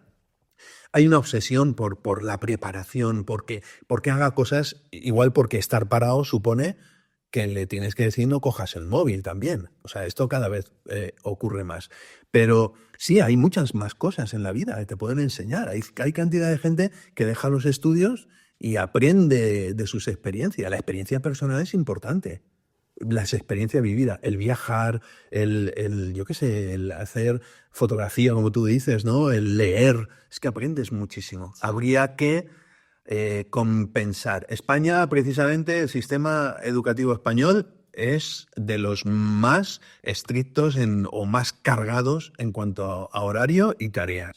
Claro, yo es algo que pienso mucho porque yo en primero de bachiller empecé a hacer astrofotografía, pero claro, te puedes imaginar en bachiller, queriendo entrar a medicina, que necesitas un 13,5, pues no podía dedicarle mucho tiempo a la astrofotografía. Y yo pensé, bueno, es bachiller, luego entro a medicina y ya tengo tiempo libre para dedicarle. Nada que ver, tengo que estudiar incluso más. Entonces, es lo que hablábamos, o sea, la enseñanza es muy teórica y realmente se aprende con la práctica y se aprende teniendo tu interés y motivación. Por ejemplo, algo que te quería comentar fuera del programa, pero ya aprovecho y te lo comento aquí. En la asignatura de psicología que nos impartiste en segundo de bachiller, he aprendido muchísimo más que en psicología médica ahora en medicina. ¿Por qué? Porque ellos quieren dar sus 40 temas rápido, 1 hora por tema, y no te da tiempo a pensar, no te da tiempo a generarte preguntas, no te da tiempo a realmente que aprecies ese arte o esas cosas tan interesantes. Mientras, por ejemplo, cuando nos impartías tu psicología, a lo mejor estábamos 3 días hablando de las neuronas, o 3 días hablando de la teoría de Bandura o de la teoría del apego y cómo puede esto afectar en la infancia. O de Pavlov, o de Claro, Skinner, sí, o de sí. todo esto del condicionamiento. Claro, pero efectivamente, entonces a ver, yo esto también lo he aprendido un poco con la edad. Yo empecé trabajando y yo quería dar mucho temario. Y conforme vas, digamos, aprendiendo, porque en todo hay que aprender, y el oficio de profesor hay que aprenderlo. Yo empiezo a los 24 años y no había dado clase nunca en la vida, Claro. porque ni siquiera había sido interino. Y voy aprendiendo de mis errores, que fueron muchos, y de mis aciertos, que fueron unos cuantos, y voy mejorando.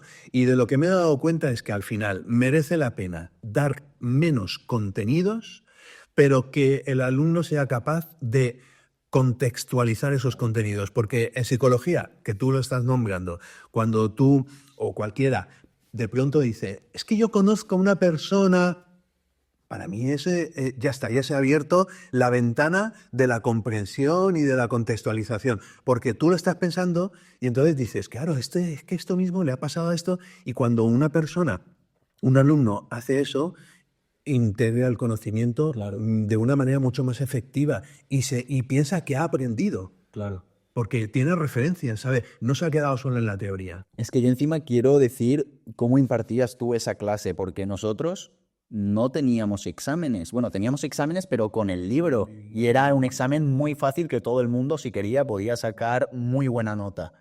Pero no obstante eso, es la asignatura que más conocimientos me he llevado. Y digo, ostras, con todo lo que he estudiado en historia, con todo lo que he estudiado en matemáticas, y donde más he aprendido es en la asignatura que menos he estudiado.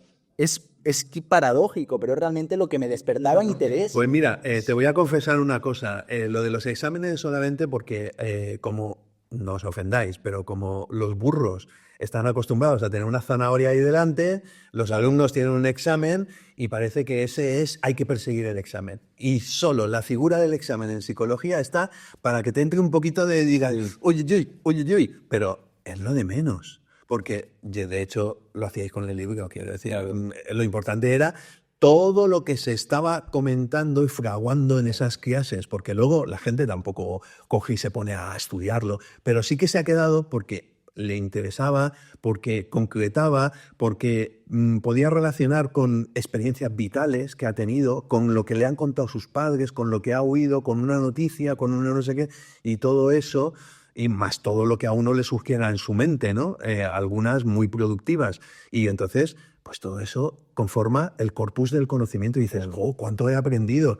Claro, pero si tú te memorizas un temario y cuando haces el examen tiras de la cadena y de la cadena normalmente se va todo, ¿qué te queda? Muy poquito. Es que yo me he llevado una desilusión muy grande porque amigos míos más mayores de medicina, yo les decía, "Buah, tengo muchísimas ganas de dar psicología médica", y me decían, ¿cómo? ¿De psicología médica? Y digo que sí, es súper interesante. Claro, yo pensando que iba a tocar todos esos temas en profundidad, llego a psicología médica y los mismos temas que me explicabas tú de Skinner, Pavlov, Bandura, no me llama ahora. O sea, quiere decir, porque me lo explican de una manera tan rápida. Obviamente me sigue interesando muchísimo porque he leído mucho y estoy fuera leyendo, pero como que no noto ese interés por parte de los profesores y volvemos a lo mismo, cuando no tienen ese interés se contagia al alumnado. Sí. Bueno, además hay otro problema que yo creo que tú que habéis notado, digo yo, no sé si también tú lo has notado,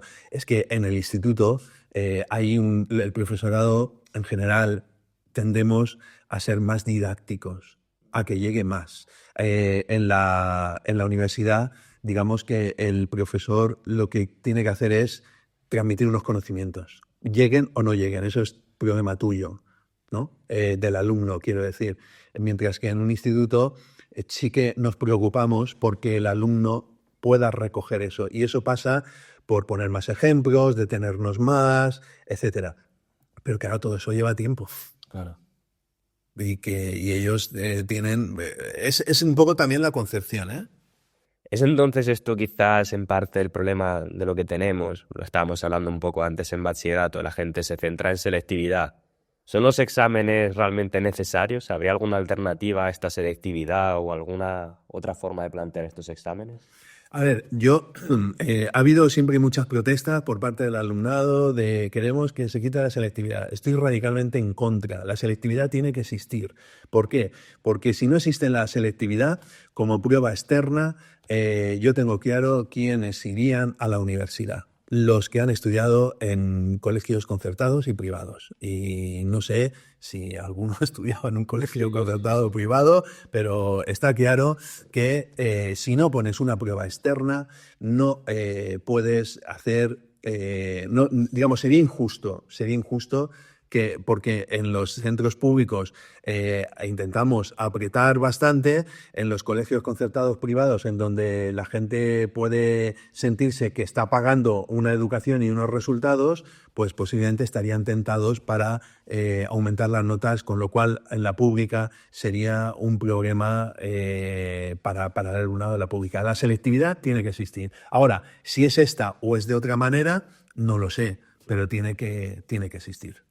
Vale, ya que hemos hablado mucho sobre los cambios que han sufrido los alumnos, los profesores y sobre el contenido, y hay otra cosa de la educación que siempre me han dicho que es súper importante y haciendo debates sobre la educación siempre acaba saliendo, que viene en la ley orgánica de la ley vigente, en el artículo 19, principios pedagógicos, en el primer punto. Dice, en esta etapa se pondrá especial énfasis en garantizar la inclusión educativa en la atención personalizada al alumnado y a sus necesidades de aprendizaje. Yo aquí, primero, para empezar, una pregunta muy básica. ¿Tiene sentido enseñar igual a todos? ¿Por qué no? ¿O por qué sí? A ver, no tiene sentido, no tiene sentido educar a todos igual o exigirles a todos exactamente lo mismo, ya no el nivel, sino exactamente lo mismo. Pero esto es como, yo qué sé, no puedes exigirle mira, una polémica, por ejemplo, que surge en clase, a mí me surgía, ¿no? Cuando hablábamos de feminismo, los chicos, sobre todo, muy... "Ah, ¿y por qué a las mujeres policías las pruebas para el ingreso al cuerpo de policía son menos exigentes que las de los chicos? Pues una cuestión obvia, porque no tienen ni la misma masa muscular ni la misma fuerza, por lo tanto, ya, pero es que, bueno, es decir, tú no puedes exigir lo mismo a todo el mundo. Ahora, eso que acabas de leer, os lo habéis preparado, ¿eh? Eso que acabas de leer es una utopía. ¿Por qué? Porque yo tengo en clase 30 alumnos, 35 alumnos. Tengo 50 minutos. Atiende personalmente a todas las necesidades educativas. Imposible, imposible. Si tienes ya sabes que estás explicando algo, planteas un ejercicio, ya sabes que todo el mundo no lo va a coger a la primera, no todo el mundo está igual de atento, no todo el mundo tiene las mismas capacidades. Es muy complicado con 30. Ahora, si tú tienes un grupo pequeño, pues le puedes atender, dedicar a cada uno una atención que haga que desarrolle su potencialidad. Evidentemente, tal y como está la enseñanza desaturada, pues es imposible. En la universidad ya ni os cuento, cuando no sé cuántos sois en clase, pero podéis ser 80, 100. ¿Qué atención puede haber ahí? Vamos. Pero en los grupos de bachillerato o de la ESO, pues es muy complicado. Y más cuando tienes además un temario al que hay que llegar, hay que explicar una serie de cosas. No te puedes detener en esto. Es que... Y encima nos hemos dado cuenta, André y yo, pero bueno, es algo que sucede desde que tenemos registro a los datos, que la educación en España se centra sobre todo en la media. Es decir, yo pienso que a lo mejor desde parte de la Generalitat o del Estado se sentarán y dirán, bueno, tenemos este dinero y con este dinero vamos a ver cómo podemos ayudar al mayor número de personas, que lo veo en parte lógico también. Pero hay un problema y es que ahí dejamos marginados a los dos extremos. A la gente que no tiene tantas capacidades y a la gente que tiene muchas capacidades. Y bueno, ahora sí que se está incorporando algo de ayuda para la gente que no tiene muchas capacidades y también para gente que tiene mucha facilidad, pero a mi parecer está todo aún muy superficial. Quiero decir, ¿cómo podríamos ayudar a esta gente y exprimir, digamos, esa inteligencia en el caso de los superdotados o gente con muchas facilidades y ayudar a esa gente que tal vez le cueste más? Pues mira, la respuesta, yo la primera que daría es muy fácil, invertir más recursos. O sea, tú tienes que tener más profesorado, tienes que tener menos alumnado. Es que no es lo mismo, Oreste, tener una clase con 30 alumnos a tener una clase con 10 y sabes que un alumno puede dar más de sí, le voy a dar más de sí, pero le preparo ese trabajo para él, mientras a otro le tengo que atender un poco más, porque le tengo que ayudar más, otro, etc. Y eso es dinero. Es decir, es que si en vez de un profesor, 30 alumnos es una relación de 1 a 10, pues multiplica por 3, ¿no? Vale. Con lo cual, recursos. España es uno de los países que menos recursos de la Unión Europea, está por debajo de la media, imagino que lo habréis visto, del PIB que dedica a la educación. Y en España además tenemos otro problema añadido, y es que es un caso excepcional dentro de Europa. Tenemos un sistema educativo de dos vías, ¿no? Por un lado, el público y por otro, el privado, pero concertado. Y habéis escuchado que se está dedicando más dinero a la concertada que a la pública. Claro, cuando hablamos de recursos, pues mira, si en un instituto público tenemos un orientador o orientadora, tenemos profesor de pedagogía terapéutica que atiende a los más desfavorecidos, digamos, intelectualmente, ¿no? O con menos capacidades, que en cualquier instituto hay, lo que se llama el PT, ¿no? Si hay aulas de apoyo, etcétera, En colegios concertados, como es un negocio, por ejemplo, resulta que, claro, si yo tengo que invertir en este tipo de profesionales, me tengo que gastar mucho dinero. Pero como su objetivo es la rentabilidad económica, prescinden de este tipo de recursos. Y entonces, ¿qué ocurre? Que este alumnado que supondría una carga para el sistema, para ese colegio, como ahí no está atendido, ¿dónde va? Al público. Con lo cual el público tiene más carga de este alumnado especial. Sobre todo, como tú has dicho, por abajo, es decir, el que menos capacidades, digamos, tiene, ¿no? ¿Por qué? Pues porque no se dota de recursos, dado que ese tipo de colegio lo que busca es un objetivo económico, es un negocio. Claro. Y ese negocio lo que pasa es que está concertado, es decir, está subvencionado, pagado con dinero público. Eso es la escuela concertada. Otra cosa es la escuela privada, ¿vale? En la escuela pública, pues va recogiendo este alumnado que, digamos, procede de aquí. Con lo cual habría que aumentar de más recursos. Tema especial, los que despuntan por alto, que se ha descuidado, efectivamente. Antes lo has dicho, yo he llevado también, precisamente con ese interés de atención a atender a los diversos, pero no solamente a los que más les cuesta, sino a los que podrían dar más. Yo propuse hace unos años en el Instituto Malilla, me inventé un programa que es el programa de jóvenes investigadores y que era darle esa oportunidad de desarrollar capacidades a quien más podía hacerlo. Y bueno, pues eso ha tenido bastante éxito. Actualmente se lleva a cabo en muchos institutos y bueno, pues sí, hay que atenderlos también. Pero claro, todo eso requiere horas, dedicación, recursos, en definitiva. Y al final volvemos a lo mismo. Yo esto le he dedicado muchísimas horas gratuitamente. Claro. Gratuitamente. Pero esto, en una empresa privada, tú tienes un horario de 8 a 3, ¿no? Por ejemplo. Te dicen, quédate hasta las 6. Bueno, son horas extras, ¿no? Si esto hubiera que cobrarlo, habría que invertir mucho más. Muchas veces se hacen muchas cosas, pero con voluntariedad. Claro, y una pequeña duda. Hablabas sobre dotar de más recursos al sistema educativo, que obviamente hacen falta, tanto como profesores como ayuda psicológica, como hablábamos antes.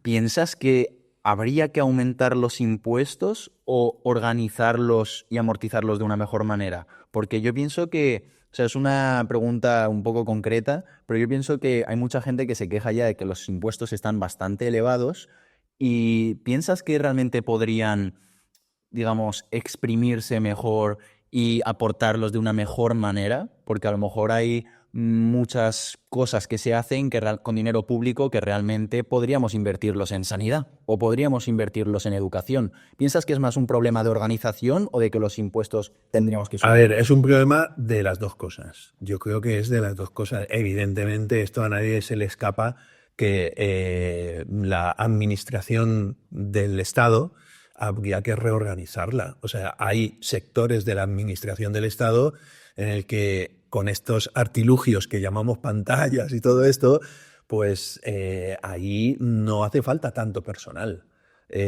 Por ejemplo, si hablamos de personal, de gasto de personal, que es de lo que más se gasta. Y por lo tanto habría que reconfigurar esto del Estado. Hoy en día hay cosas que no es necesario que esos puestos se sigan manteniendo por mucho más tiempo y por lo tanto se puede reubicar la distribución de los impuestos. Ahora, también es verdad que España es de los países europeos que menos dedica, está por debajo de la media, que dedica del PIB, o sea, del Producto Interior Bruto. Y estos son dineros, millones. O sea, ya no en qué lo distribuimos, sino millones. ¿Cuánto? ¿Eso significa impuestos? España no es de los países que más impuestos está recaudando. Te vas a los países del nórdico y allí... pero claro, luego el Estado social les da una serie de compensaciones que aquí no está. El tema de la vivienda, el tema de la sanidad, el tema de muchísimas cosas, de las bajas laborales, la maternidad, por ejemplo. Aquí, yo qué sé, en Noruega, en Finlandia, en estos países, las madres que tienen un hijo llegan a tener hasta un año de baja. un año. Aquí tenemos las 16 semanas, que creo ahora se ha ampliado a 20, no estoy seguro, pero quiero decir, es que son cosas que al final todo eso se obtienen de los impuestos. Yo creo que es un problema de las dos cosas, pero sobre todo de dedicar recursos a enseñanza.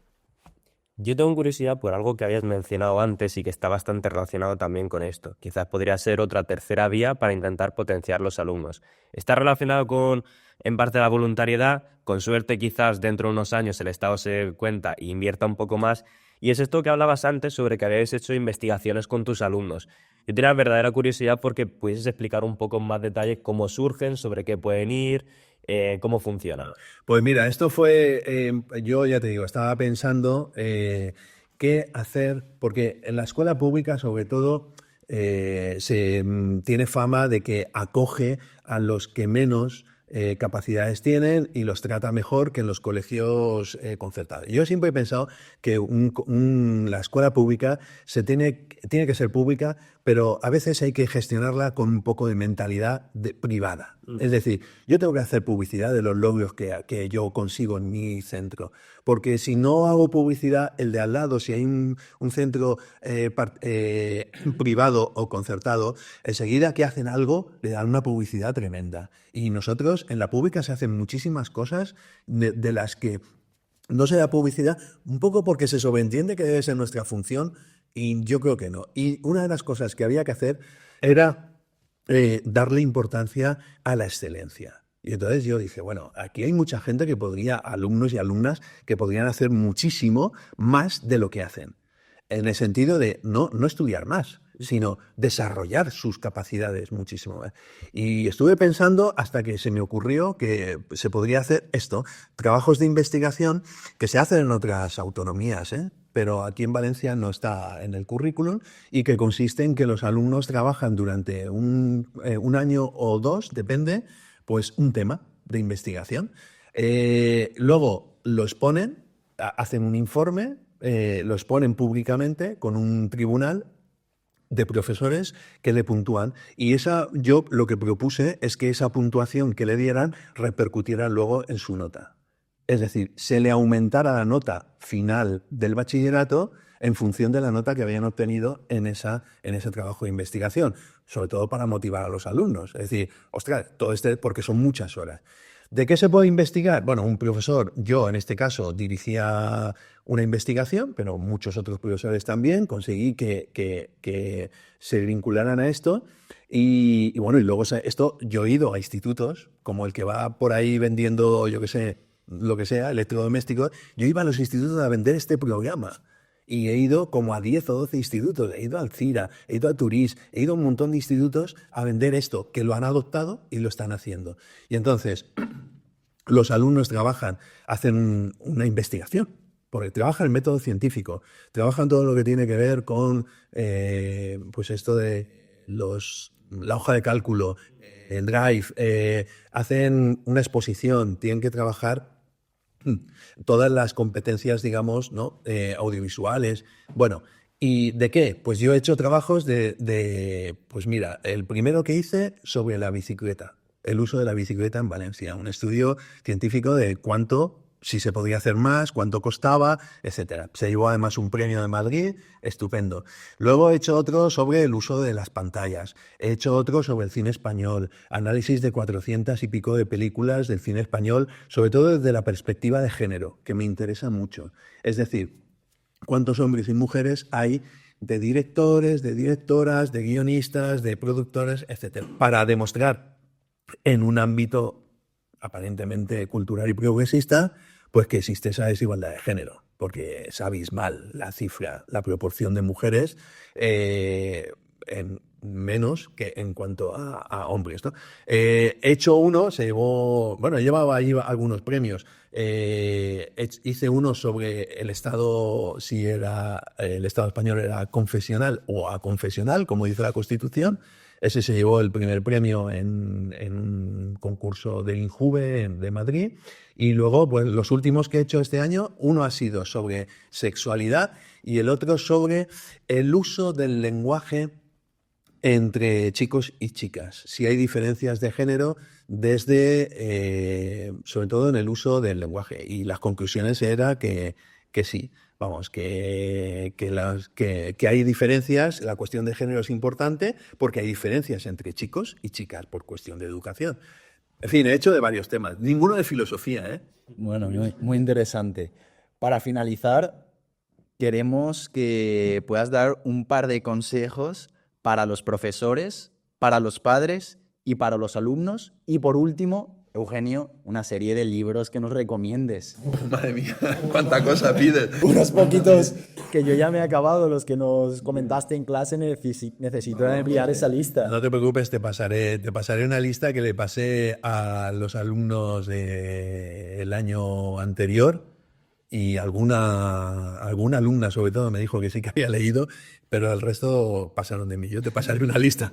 Alguno digo, va. Venga, consejo ¿para quién? ¿Para profesores? Sí, puede ser algo así más rápido. Al final es para que los que nos estén escuchando puedan implementar algo en su día a día. Seguro que nos escucha algún profesor, algún padre, algún alumno, que puedan implementar algo.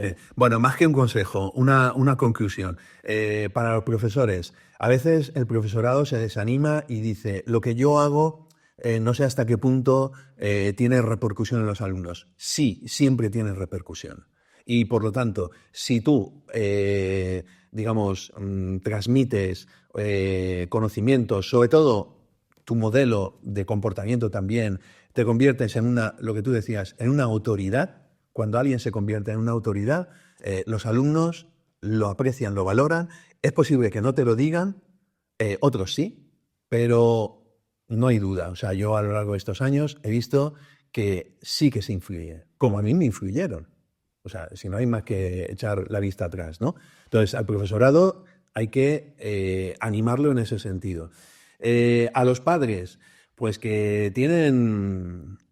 son los responsables de sus hijos, que no echen balones fuera, que no digan que es que dejan al hijo en el colegio y ya le educarán. No. Los padres tienen que colaborar en la educación. No solo colaborar, es que son los principales motores de la educación. Y por lo tanto, que no hagan dejación de funciones, que últimamente muchos están, dejando... a los alumnos, pues, a ver, que lo importante yo creo en esta vida es ir formándose, ir viviendo, y sobre todo, estar también acorde con uno mismo, y para eso a veces hay que ensimismarse, o sea, pensar en uno mismo, hacer reflexión, qué quiero ser, y por supuesto hay que estudiar. O sea, hoy en día la educación sigue siendo un ascensor social. No en todos los casos, pero sí. Y por lo tanto hay que esforzarse. Hay alumnos que dicen, no, yo no voy a ir a la universidad. ¿Por qué no vais a la universidad? No, porque es que otros 4... Es que la universidad te da otra cosa, vosotros mismos lo podéis ver o lo apreciaréis más tarde. No solo te da conocimientos, te abre un mundo entero de experiencias, de contactos, de gente conocida. De pronto vosotros os habéis conocido por la universidad, ¿no? O tenéis un elemento en común. Entonces, hay que ir a la universidad, pero no por nada, sino no para tener un título, sino para aprender y ver a otros profesores y ver cómo te tratan y te inicias en el mundo de los adultos. Y lo último, la lista de los libros. Unos libritos. Pues mira, yo no sé si te dije, El guardián entre el centeno, de Salinger, me parece, es un libro muy, muy cortito y es la historia de un adolescente que entra en crisis. Y entonces, yo creo que está muy bien. Este libro se recomendaba antes mucho en los institutos. No sé por qué se dejó de recomendar, pero me parece... luego, Tokyo Blues, de Murakami, me parece... Y luego, mira, ya que estamos en Valencia, yo recomendaría Mecanoscrit, del Segón Origen. Ahora mismo no me acuerdo del autor, pero es una historia en la que se plantea un nuevo inicio de la humanidad y me parece unas reflexiones excelentes. Hay un ataque un poco, pero se plantea una cosa muy, muy, muy chula. Y luego, por supuesto, El hombre en busca de sentido. Bueno, ese ya lo hemos dicho, El hombre en busca de sentido, lo he recomendado siempre, siempre. Y quienes lo han leído, no conozco a nadie que haya dicho, ¡buah, menudo rollo de libro! Al contrario, ¿eh? Como tú, les ha gustado. Y encima es cortito. Es cortito, es corto. Bueno, ahí está Eugenio. Vaya masterclass. Muchísimas gracias. Me habéis exprimido, ¿eh? Muchas gracias.